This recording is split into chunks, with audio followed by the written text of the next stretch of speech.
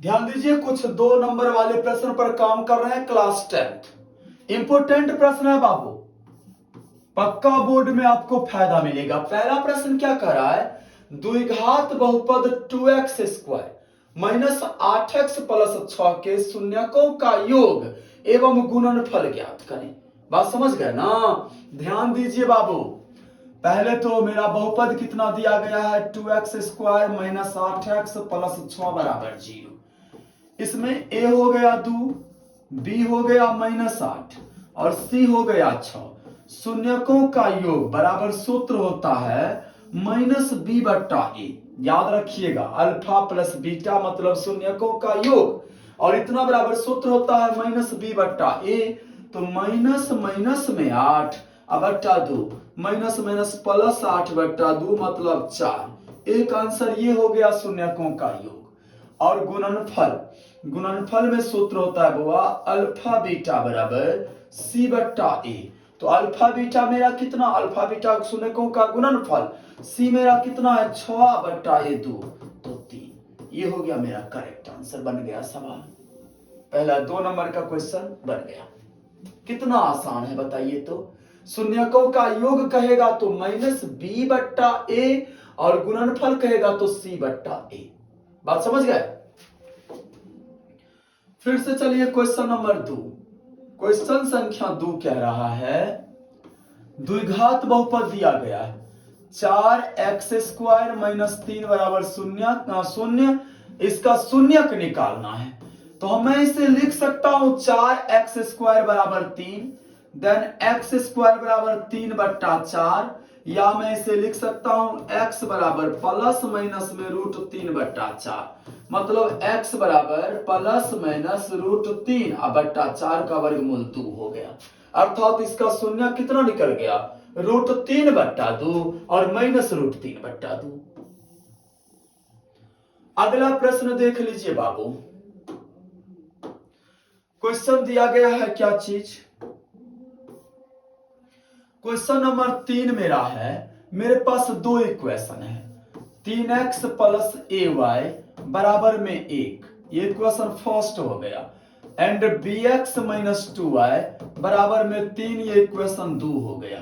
और x और y का मान दिया गया है, तो मैं लिखूंगा x तथा y का मान देने पर इस दोनों इक्वेशन में मैं x और y का मान पुट कर दूंगा।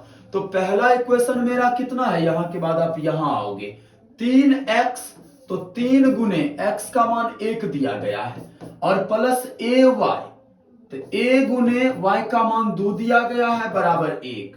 तो बाबू रे 3 प्लस 2a बराबर 1 हो गया। 2a बराबर, ये 3 इधर माइनस हो जाएगा तो -2 होगा ना, a बराबर हो गया -1। ये मेरा एक आंसर हो गया, क्योंकि मुझे ना a और b का मान निकालना है। a का मान तो मैंने आसानी से निकाल दिया, कुछ नहीं किया, ये दोनों वैल्यू को पुट किया, समीकरण 1 में निकल गया।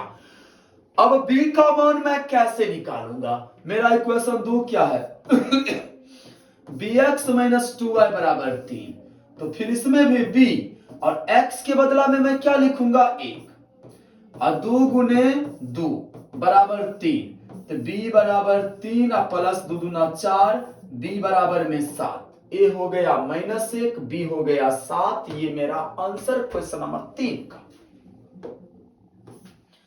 अब चलिए क्वेश्चन नंबर 4, हमें इसमें इससे भाग देना है, सिंपल सा प्रश्न है।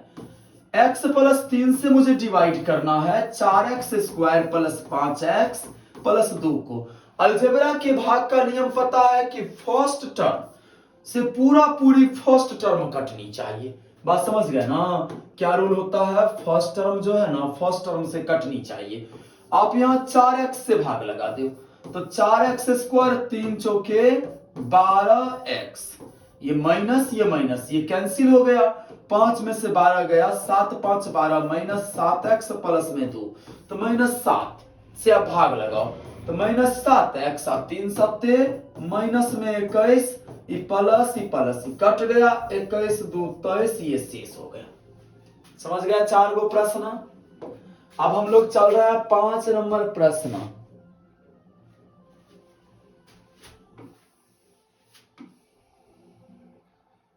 5 का है बुआ यूक्लिड विभाजन एल्गोरिथम का प्रयोग करके हमें क्या करना है, इसका HCF निकालना है। क्वेश्चन मेरे पास है 135 और 225। यूक्लिड विभाजन एल्गोरिथम जो है ना, HCF निकालने का एक तकनीक है। सबसे पहले देखिए a बराबर B Q plus R formula होता है ना, नहीं समझे, भाज्य बराबर भाजक गुने भागफल जोड़ शेष।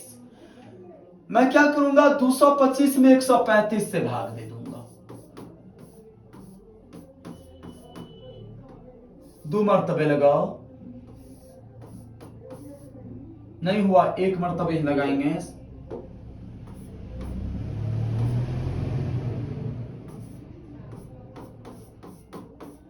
0 12 में से 3 गया 9। तो यहां मैं लिखूंगा बाबू चरण 1, भाज्य कितना हो गया बाबू 225 बराबर भाजक 135 गुने भागफल प्लस शेष। और यहां बुआ लिख दूंगा, यहां r 0 नहीं ना आया है शेष, r इक्वल टू नोट 0 90 आया है। अब मैं फिर भाग की प्रक्रिया को आगे लेके चलूंगा। चरण 2, यहां भी 135 यहां आ जाएगा, 90 1 90 45 बच गया। इस राउंड में शेष 0 नहीं आया, लेकिन भाज्य और भाजक बदल गया है। इसमें भाज्य हो गया 135, भाजक 90 गुने भागफल जोड़ शेष, जहां r इक्वल टू नोट 0। अब मैं चरण 3 में चलूंगा, ये 90 यहां लिखूंगा, 45 गुना 90 कट गया ना पूरा पूरा बुआ। तो चरण 4 में क्या हो गया बुआ, 90 बराबर 45 गुने 2 प्लस 0, r इक्वल टू 0 हो गया।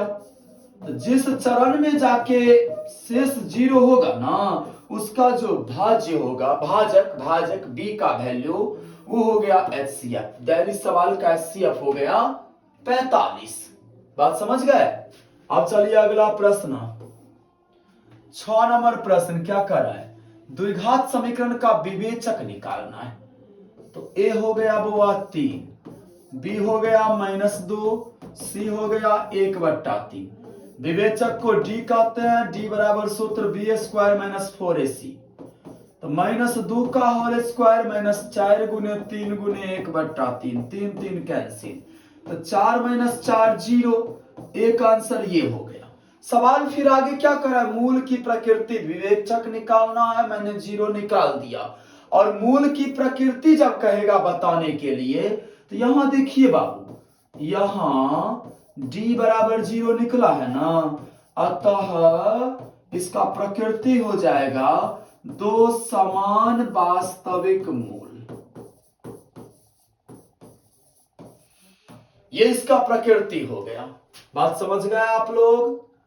अब चलिए अगला प्रश्न, 7 नंबर प्रश्न थोड़ा टेढ़ा है। 7 में क्या करा, योग निकालना है। एपी दिया गया है 2 7 12 प्लस में डॉट डॉट डॉट प्लस 122। सबसे पहले इसमें मैं n निकालूंगा, नंबर ऑफ टर्न। तो a हो गया मेरा 2, d हो गया 7 - 2 5, और 122 जो है ना, इसे मैं tn कहूंगा, 122। सूत्र होता है a plus n - 1 into T बराबर 122। a का मान आप 2 डालो, n कितना, n ही, -1 और d का मान 5 बराबर 122। 2 प्लस में 5n और -5 बराबर 122। यहां हो गया वो -3 और प्लस में 5n बराबर 122। ध्यान दीजिएगा। तो सवाल का क्या रूप आ गया बुआ, 5n बराबर कितना, ये 3 इधर आके प्लस हो जाएगा ना, 125। n बराबर 5 दूना 10, 5 के 5 21।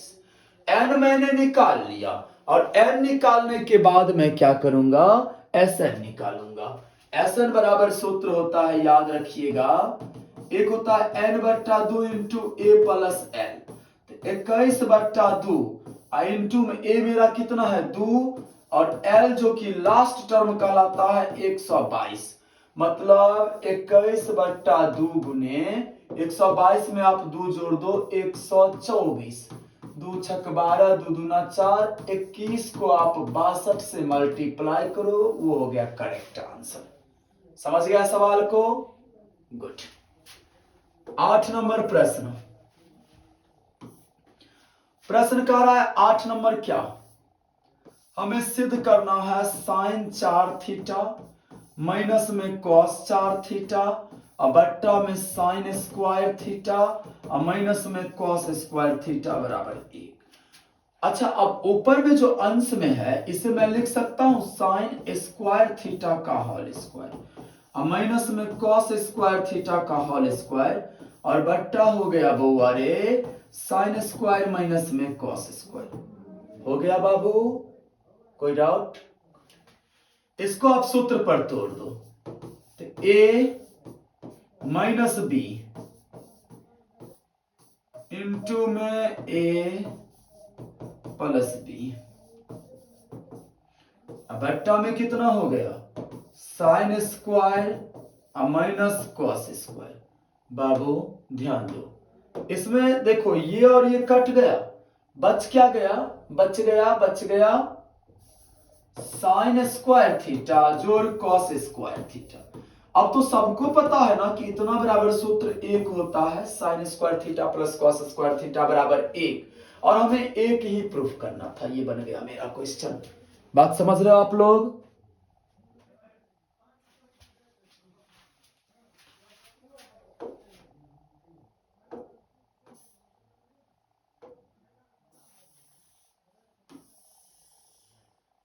अब चलिए 9 नंबर प्रश्न। 9 नंबर प्रश्न क्या कर रहा है सो देखिए। कह रहा है त्रिभुज एबीसी में एक त्रिभुज है, ये रहा ए बी सी, उसमें दिया क्या है डी समांतर बीसी। मैं सबसे पहले लिख लूंगा दिया क्या सब है। दिया है डी समांतर बीसी और सबका वैल्यू दिया है एडी बराबर कितना दे दिया है बुआ 1.5 सेंटीमीटर, डीबी बराबर दे दिया है बुआ 3 सेंटीमीटर और ए कितना दे दिया है, ए दे दिया है 1 सेंटीमीटर।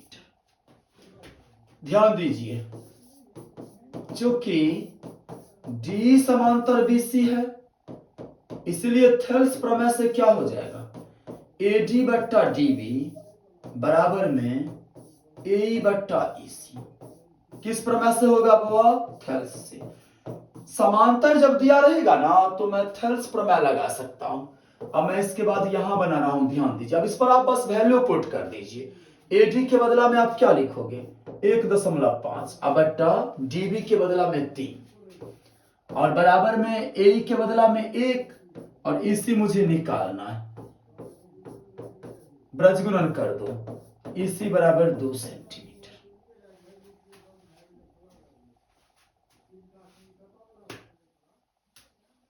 समझ गए? चलिए अगला सवाल समझिए। 10 नंबर, ये भी इंपोर्टेंट क्वेश्चन है, बहुत ही सुंदर क्वेश्चन है। प्रश्न क्या कर रहा है 10 नंबर, एक त्रिभुज एबीसी की भुजा बीसी पर, ध्यान दीजिए एक त्रिभुज है एबीसी, ए बी सी। सबसे पहले मैं लिखूंगा दिया है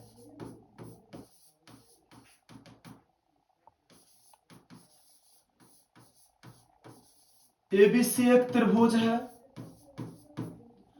और क्या दिया गया है इसके बीसी भुजा पर एगो बिंदु डी है, इस पर एगो बिंदु डी है। बात समझ गए? और ये डी इस प्रकार है, ये जो है ना ये मतलब दिया गया है कोण एडीसी और बीएसी बराबर, एडीसी ये कोण हो गया और बीएसी ये पूरा कोण हो गया। ध्यान दीजिएगा, बीएसी ये पूरा कोण हो गया, माने ये कोण जो है ये कोण इस पूरा कोण के बराबर है।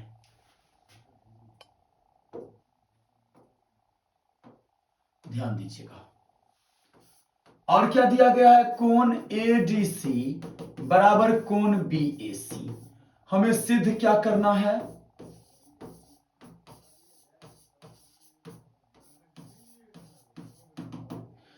सिद्ध करना है बुआ CA² बराबर CB इंटू CD। तो मैं इसको कैसे बनाऊंगा सो देखो, सबसे पहले मैं क्या करूंगा, ADC और ABC त्रिभुज को समरूप कर लूंगा। त्रिभुज ADC तथा त्रिभुज ABC में बाबू कोण C बराबर कोण C, क्यों उभयनिष्ठ।